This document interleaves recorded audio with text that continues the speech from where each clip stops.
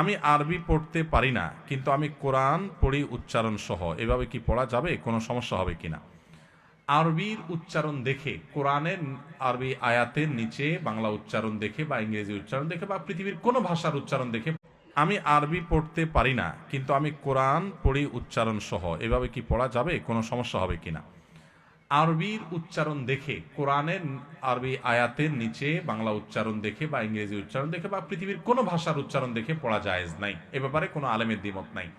হয় নিজে পুরো আরবিটা সরাসরি পড়ার চেষ্টা করবেন, না হলে শিখবেন, আর না হলে শুনবেন মনোযোগ দিয়া। কিন্তু কোনো ভাষার উচ্চারণ দিয়ে আপনার কোনো ভাষার প্রপার উচ্চারণ করা সম্ভব হয় না, বিকৃতি ঘটে। আল্লাহর কালাম তেলাওয়াত করতে যায় উল্টাপাল্টা হয়ে যাবে, কারণ আরবি বর্ণগুলার সবগুলোর আপনার প্রতিবর্ণ বাংলায় নাই। হা এটা বোঝানোর জন্য বাংলায় কোনো অক্ষর নাই, বাংলা সবকিছু ছোট হাত জন্য হ, বড় হাত জন্য হ।